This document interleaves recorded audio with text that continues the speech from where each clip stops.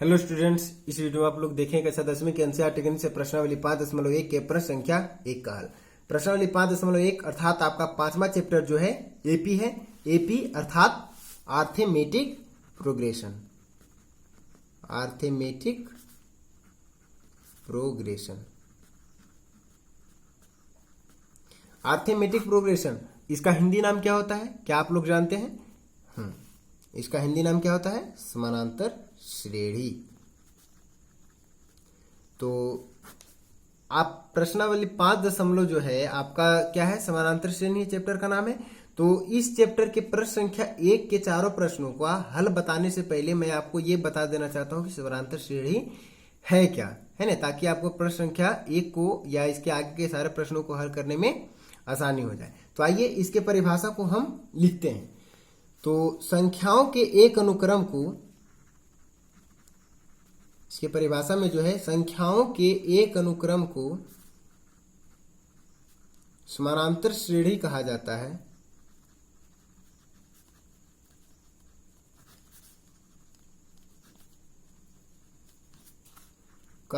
है। यदि उसके किसी पद और उसके पूर्व पद का अंतर सदैव नियत हो। ठीक है, तो एक बार फिर से पढ़ेंगे परिभाषा को। कहता है संख्याओं के एक अनुक्रम, है ना, एक अनुक्रम, अनुक्रम समझ रहे होंगे, लगातार का जो पद होता है वो क्या कहलाता है? अनुक्रम कहलाता है। संख्याओं के एक अनुक्रम समानांतर श्रेणी कहा जाता है यदि उसके किसी पद और उसके पूर्व पद का अंतर सदैव नियत हो। तो जैसे हम एक उदाहरण लेते हैं, 2, 4, 6, 8, 10, इस प्रकार से लिए। तो इसमें कह रहा है कि संख्याओं के एक अनुक्रम, तो संख्या का एक अनुक्रम है ये, है ना, मतलब संख्या जो है लगातार कुछ संख्याएं लिखी हुई है। तो वो संख्या का जो अनुक्रम है वो समानांतर श्रेणी कब कहा जाएगा? जब उसके किसी पद और उसके पूर्व पद का अंतर सदैव नियत हो। तो उसके किसी पद, जिसे इसके हम द्वितीय पद को लें या तृतीय पद को या चतुर्थ पद को या पांचवें पद को या छठे पद को, सिर्फ प्रथम पद को छोड़ के लेना, ठीक है। तो इसके किसी पद और उसके पूर्व पद का अंतर, जिसे हम द्वितीय पद यहाँ 4 ले रहे हैं तो इसके पूर्व पद में क्या है? 2 है, तो इसका अंतर, और इसके यदि हम 6 ले रहे हैं तो इसके अंतर में, ठीक है, 6 ले रहे हैं तो इसका पूर्व पद 4 हो जाएगा। तो इन दोनों का अंतर और इन दोनों का अंतर और इन दोनों का अंतर क्या हो? सदैव नियत हो, मतलब एक ही हो। जिसे 4 और यहाँ 2 है तो 4 में से 2 जाएगा तो 2, फिर यहाँ 6 है तो इसका पूर्व पद 4 है तो 6 - 4, इसका भी क्या आ गया? 2 आ गया अंतर। और 8 और इसका पूर्व पद 6 तो 8 - 6 ये भी 2, और 10 - 8 ये भी क्या आ रहा है? 2 आ रहा है। तो हर स्थिति में जो है इन सभी संख्याओं का अंतर क्या आ रहा है? नियत संख्या 1 2 आ रहा है। नियत संख्या क्या आ रहा है? 2 आ रहा है। तो 2 की जगह कुछ भी हो सकता है, कोई लिमिट नहीं कि 2 ही होना चाहिए। तो यहाँ फिर से एक बार परिभाषा पढ़ेंगे। संख्याओं के एक अनुक्रम को समानांतर श्रेणी कहा जाता है यदि उसके किसी पद और उसके पूर्व पद का अंतर सदैव नियत हो। तो यहाँ हमारा क्या है? अंतर जो है पूर्व पद और उस पद का अंतर क्या है? नियत है। तो नियत हो जाएगा तो क्या हो जाएगा? हमारा ये जो दिया हुआ पद है समानांतर श्रेणी में आएगा, अर्थात इसी को हम क्या कहते हैं? एपी में दिया हुआ ये पद जो है क्या है? एपी में है। अब एक बताओ, हम जानेंगे कि यह नियत संख्या जो है, जो नियत संख्या आपका आ रहा है 2 2 2 2 यहाँ आ रहा है, तो ये क्या कहलाता है? समानांतर श्रेणी का सार्व अंतर कहलाता है। ठीक है, तो लिखेंगे सार्व अंतर का परिभाषा भी देख लेते हैं। सार्व अंतर, यह नियत संख्या है ना, यहां लिख देंगे हम उसके किसी पद और उसके पूर्व पद का अंतर सदैव नियत होता है। तो लिखेंगे कि किसी पद, यहां लिखेंगे समानांतर श्रेणी, ठीक है, समानांतर श्रेणी के किसी पद और उसके पूर्व पद का अंतर, पूर्व पद का अंतर है ना, क्या कहलाता है? सार्व अंतर कहलाता है। सार्व अंतर कहलाता है। सार्वंतर अर्थात कॉमन डिफरेंस, सार्वंतर अर्थात कॉमन डिफरेंस, जिसे हम डी से सूचित करते हैं। ठीक है, जिसे किससे सूचित करते हैं? डी से। तो आशा करते हैं कि आप लोग समझे होंगे समानांतर श्रेणी और सार्वंतर को। अब आइए हम प्रश्न संख्या 1 के चारों प्रश्नों को बारी बारी से हल करते हैं। प्रश्न संख्या 1 में 4 प्रश्न दिए गए हैं, चारों को हम हल करेंगे, तो ध्यान दीजिएगा। पहला प्रश्न में कहता है, प्रश्न संख्या 1 में, निम्नलिखित स्थितियों में से किन स्थितियों में संबंध संख्याओं की सूची एपी में है और क्यों? मतलब जो नीचे आपके स्थिति दिए गए हैं, प्रश्न संख्या 1 में 4 स्थिति हैं, तो चारों में जो दिया गया है कि किन स्थिति में संबंध संख्याओं की सूची एपी में है। तो एपी आप समझ ही चुके हैं कि एपी क्या होता है, और यदि एपी में है तो वो एपी में क्यों है, इसका कारण भी हमें देना है। तो आइए प्रश्न संख्या पहले का 1 को हम पढ़ते हैं। तो 1 में है, प्रत्येक किलोमीटर के बाद का टैक्सी का किराया, जबकि ये आपको देखना, ठीक है, प्रत्येक किलोमीटर के बाद का टैक्सी का किराया है ना, यही आपका जो है एपी में आएगा, यदि आएगा तब, है ना। जबकि प्रथम किलोमीटर के लिए किराया 15 रुपया है। प्रथम, यहां लिखिएगा, प्रथम किलोमीटर के लिए किराया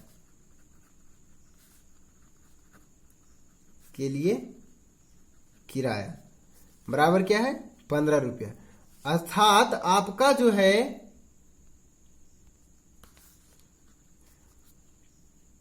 प्रथम पद, यहां क्या हो जाएगा आपका? प्रथम पद 15 रुपया है ना। प्रथम किलोमीटर के लिए किराया 15 रुपया है, तो प्रथम पद आपका क्या हो जाएगा? 15 रुपया। या तो आप इसको T1 से सूचित कर दीजिए या A से सूचित कर दीजिए, इसमें कोई आपत्ति नहीं है। ठीक है, अब आइए दूसरे कथन पे आगे पढ़ते हैं। और प्रत्येक अतिरिक्त किलोमीटर के लिए किराया 8 रुपया है ना। तो अतिरिक्त किलोमीटर के लिए, प्रत्येक अतिरिक्त किलोमीटर के लिए किराया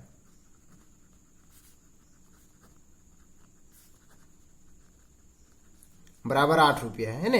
अर्थात आपका डी जो हो जाएगा 8 रुपया हो जाएगा। मतलब कि यहां जो है अतिरिक्त किलोमीटर का किराया 8 रुपया है, यानी डी 8 रुपया होगा, यानी सार्वंतर आपका जो है क्या हो जाएगा? 8 रुपया। तो सार्वंतर जब आपका 8 आ गया, तो प्रथम पद आपका T1 जो कि 15 है, प्रथम पद क्या है?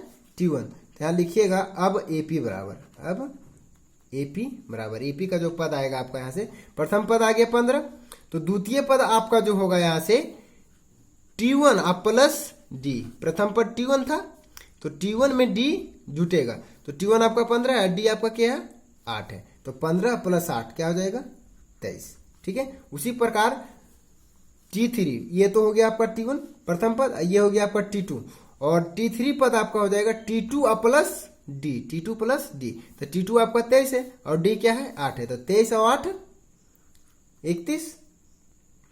उसी के बाद फिर हो जाएगा T4 आपका 31 में 8 जुटेगा, है ना। मतलब इस जो पद आपका पहले दिया हुआ उसमें डी लगातार जोड़े जाना, जोड़ने के बाद जो आपका अगला पद है फिर उसमें डी जोड़ना है, तो उसके बाद फिर अगला पद आ जाएगा, फिर उसमें डी जोड़ेगा तो उसका अगला पद आ जाएगा, तो यहाँ अगला पद आपका 39 आ जाएगा। तो इसी प्रकार आपका क्या बन रहा है? ये एपी बन रहा है। तो एपी में हम क्या परिभाषा आपको बताए थे कि संख्याओं का एक अनुक्रम समानांतर श्रेणी कहा जाएगा जब उसके किसी पद और उसके पूर्व पद का अंतर सदैव नियत हो। तो कोई भी पद यहां से हम ले रहे हैं तो इसके पूर्व पद का अंतर हमेशा क्या आ रहा है? एक नियत संख्या 8 आ रहा है यहाँ पे, है ना। तो ये आपका जो है एपी में होगा। ठीक है, ये कथन जो है आपका एपी में है। अब आ जाइए प्रश्न संख्या 1 के दूसरे में। आशा करते हैं प्रश्न को समझे होंगे। तो 1 का दूसरा जो है आपका, किसी बेलन में उपस्थित हवा की मात्रा जबकि वायु निकालने वाला पंप प्रत्येक बार बेलन की शेष हवा का 1/4 भाग बाहर निकाल देता है। ठीक है, तो हम पहले इसमें मान लेते हैं कि बेलन में जो उपस्थित हवा का आयतन है, ठीक है, हवा जो उपस्थित है उसमें कुछ आयतन गिर रहा है, तो उसका जो आयतन है ए मान लेते हैं। ठीक है, माना बेलन में उपस्थित हवा का आयतन या मात्रा भी लिख सकते हैं आप, उससे कोई दिक्कत नहीं है। हवा का आयतन बराबर हम ए मान लिए। ठीक है, तो यहां जो है आपका कह रहा है कि जबकि वायु निकालने वाला, हमें आयतन पे ही एपी बनाना है, ठीक है। हवा का मात्रा जो है इसी पे हमारा एपी बनेगा यदि संभव है तब। अब देखना है कि जबकि वायु निकालने वाला पंप प्रत्येक बार बेलन की शेष हवा का 1/4 भाग बाहर निकाल देता है। अब बताइए प्रश्न के अनुसार, अब हम वायु निकालने वाले पंप से प्रत्येक बार यदि पंप करेंगे तो कितना है, शेष हवा का 1/4 भाग बाहर निकल जाता है। तो अभी जो है बेलन में मौजूद है कितना वायु, ए है, ठीक है। कितना वायु मौजूद है, ए है। तो इसमें जो है एक बार यदि हम पंप करेंगे बेलन में तो कितना निकल जाएगा, ए का 1/4 भाग बेलन से निकल जाएगा। तो चूंकि पहले से इसमें कितना है, ए है, पहले से इसमें ए भाग है हवा, तो ए में से ए का 1/4 भाग एक बार पंप करने से ये बाहर निकल गया। तो बचा हमारा कितना, तो ए माइनस ए बाई 4 बराबर 4a माइनस ए, एलसीएम ले लीजिएगा तो बाई 4। तो यहाँ 3a/4 आ गया। तो बेलन का जो है पहला प्रथम पद आपका यहाँ ए हो गया, एपी जो बन रहा हमारा, ठीक है, ए हो गया। द्वितीय पद 3a/4 हो गया। तो पहला ए था जिसमें से ए का 1/4 भाग पंप करने से वायु बाहर निकल गया, तब बच गया बेलन में शेष हवा 3a/4। तब इतना बचा है। तो अब की बार हम पंप करेंगे तो इसका 1/4 बाहर निकल जाएगा। तो इसका 1/4 बाहर निकलेगा, तो इसमें से इसके 1/4 को हम क्या करेंगे, पुनः माइनस करेंगे।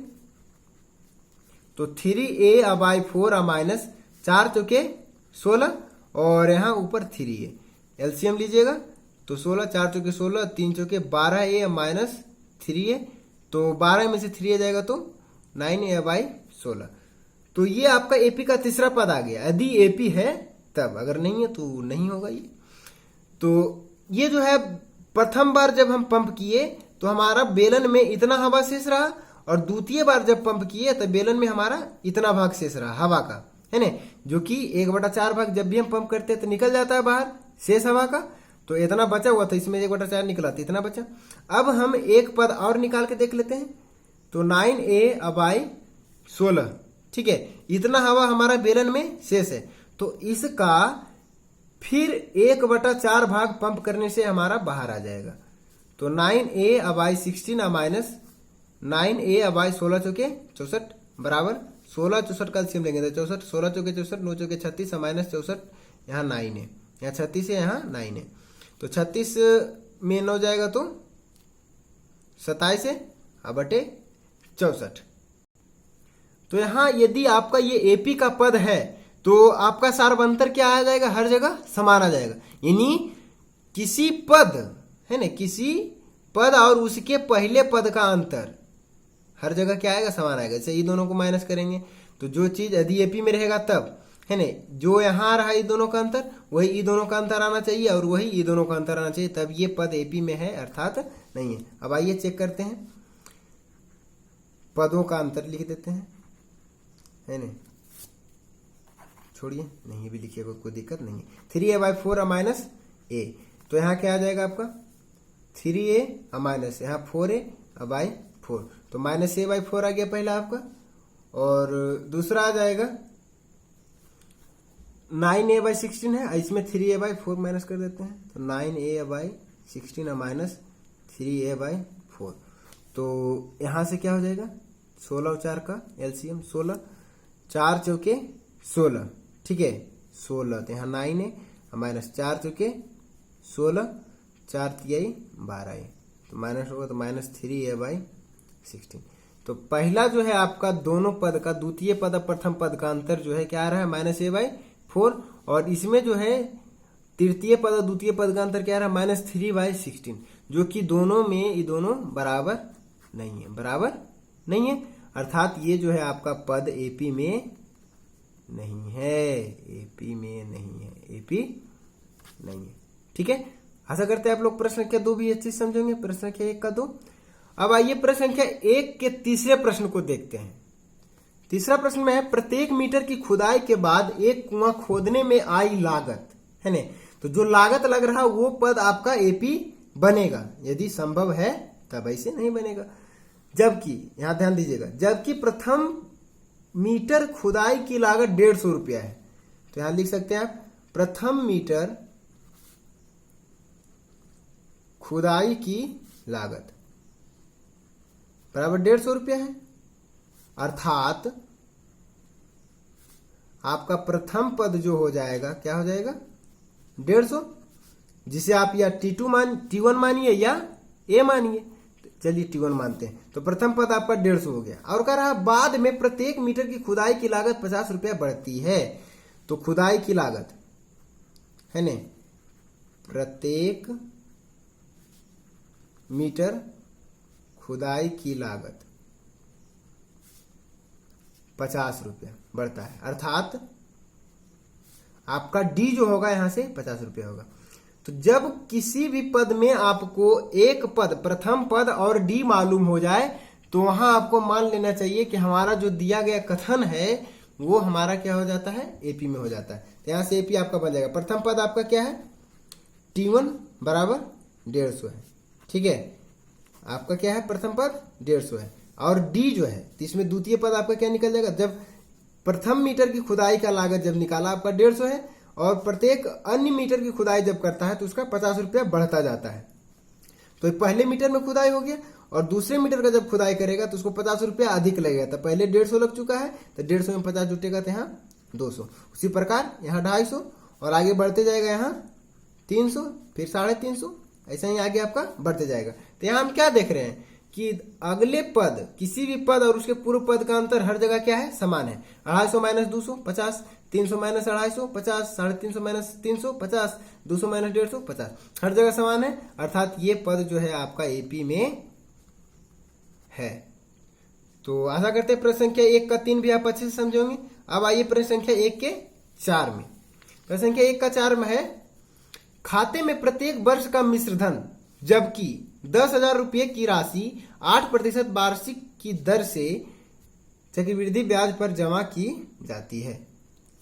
तो यहां आपका मिश्रधन का बात किया गया है, यानी आपका जो एपी वाला पद बनेगा वो क्या बनेगा मिश्रधन जो आएगा आपका हर एक वर्ष के अंत में वो होगा, है ना।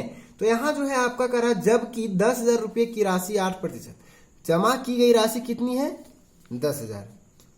यहां लिखिएगा मूलधन बराबर 10,000, है ना।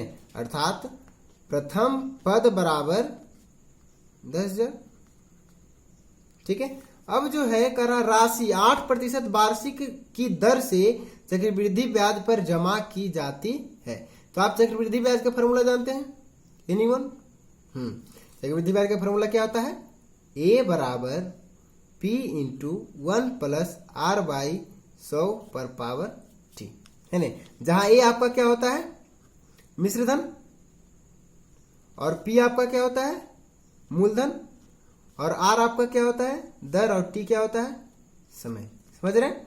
तो इस फार्मूला पे आप निकालिए या हम इस फार्मूला पे निकालिए या हम एक अन्य आसान विधि भी आपको बता देंगे जिसको कि आप आसानी से एकदम समझ जाएंगे। तो आइए सबसे पहले इसी को देख लेते हैं।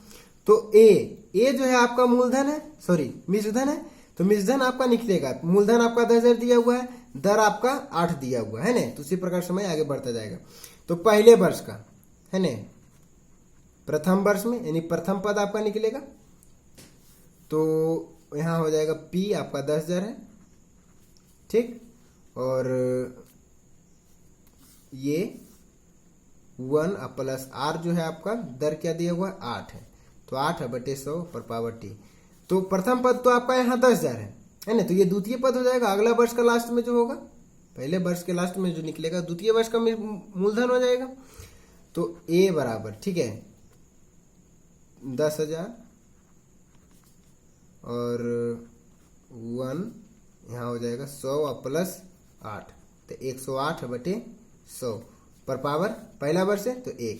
तो उसी प्रकार दूसरे में है ना द्वितीय में क्या हो जाएगा वही चीज 10,000 और इंटू 108/100 पे घात 2।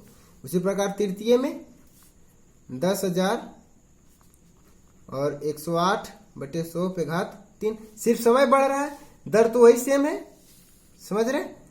चौथे में उसी प्रकार यहाँ 4 हो जाएगा, डॉट डॉट डॉट बढ़ते जाएगा।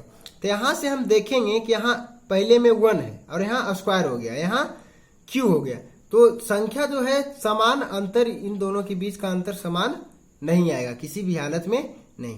तो ये जो है आपका पद एपी में नहीं होगा। ठीक है। अब देखिए एक आसान विधि जिसको हमने बोला था कि भी हम बताएंगे। तो आसान विधि ये है कि जो आपका साधारण ब्याज का फॉर्मूला है उस पे हम चक्रवृद्धि ब्याज निकाल के बताते हैं आपको। साधारण ब्याज का जो फॉर्मूला है उस पे हम चक्रवृद्धि ब्याज को निकालना सीखते हैं। तो साधारण ब्याज का फॉर्मूला क्या है, ध्यान से देखिएगा, मूलधन गुने समय अगुने दर बटे 100। ये तो सभी लोग को मालूम होगा। तो आइए प्रथम वर्ष का निकालते हैं। तो प्रथम वर्ष का क्या हो जाएगा आपका, मूलधन तो हमारा वही है 10,000, तो 10,000 अगुने समय, एक वर्ष, हमेशा एक ही वर्ष रहेगा समय। समय कितना रहेगा इसमें, हमेशा एक वर्ष। ठीक है, 2 वर्ष का आप नहीं निकाल सकते। दर जो है, क्योंकि चक्रवृद्धि ब्याज निकाल रहे हैं, क्या निकाल रहे हैं, चक्रवृद्धि ब्याज। साधारण ब्याज है तो इसमें चलेगा कोई भी समय जो दिया हुआ है वो लिख देना। और दर जो है आपका इसमें 8 है, अब बटे 100, तो ये कैंसिल हो जाएगा। तो 100 और 8, 100 गुने 8 करेंगे तो 800। तो आपका पहले वर्ष का ब्याज क्या आ गया, 800, और आपका मूलधन इसमें क्या है, 10,000 है। तो मिश्रधन टोटल क्या हो गया, 10,000 और प्लस 800 बराबर 10,800। ये आपका पहला वर्ष में इतना मूलधन हो गया। और चक्रवृद्धि ब्याज में क्या होता है कि जो आपका मूलधन है और जो ब्याज बना है अगले वर्ष में जो है वो क्या हो जाता है, टोटल मूलधन हो जाता है। मतलब 10,800 आपका ब्याज मिला के हुआ, तो 10,800 आपका एक ही हो जाएगा पुनः मूलधन। तो यहाँ जो है दूसरे पद में आप निकालिएगा 10,800 पे, 10,800 को मूलधन मानते हुए दर वही रहेगा 8% या बटे 100। तो कैंसिल हो जाएगा यहाँ से 108 गुने 8, तो 8 64, 6 1 864 रुपये। अब अगले वर्ष का ब्याज कितना आ गया, 864। तो यहाँ जो है इसमें 864 जुटेगा। आपका मूलधन इसकी पिछले वर्ष का कितना था, 10,800 प्लस 864, तो आ जाएगा आपका 64, 8 8 16 1, मतलब 11,664 रुपया। तो प्रथम पद आपका यहाँ क्या था, 10,000, और द्वितीय पद 10,800, और तृतीय पद 11,664।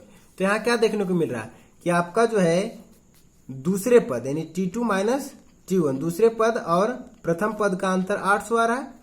10,800 माइनस 10,000 कीजिएगा तो 800 आएगा। और तृतीय पद और द्वितीय पद का अंतर 864 आ रहा है, यानी 11,864 में, सॉरी 11,664 में 864 माइनस कीजिएगा तो क्या आ जाएगा, 10,800। समझ रहे। तो आपका यहाँ जो है डी समान नहीं है, डी समान नहीं है। पहले में 800 आ रहा है, दूसरे में 864 आ रहा है। एक समान होना चाहिए, अर्थात नियत होना चाहिए, तभी ये एपी में होगा, अर्थात एपी में नहीं होगा। यानी दिया हुआ कथन जो है एपी में नहीं है। तो प्रश्न संख्या 1 के चारों प्रश्नों का हल हो चुका है, जिसमें आपका जो है पहला एपी में था और दूसरा एपी में नहीं था, फिर तीसरा एपी में था और चौथा एपी में नहीं है। ठीक है, तो सही प्रश्नों को आप अच्छे से समझे होंगे। और यदि वीडियो पसंद आया तो वीडियो को लाइक कीजिए और अपने दोस्तों के साथ शेयर जरूर कीजिए, और अगले वीडियो को पाने के लिए चैनल पे बने रहिए। धन्यवाद, मिलते हैं अगले वीडियो में।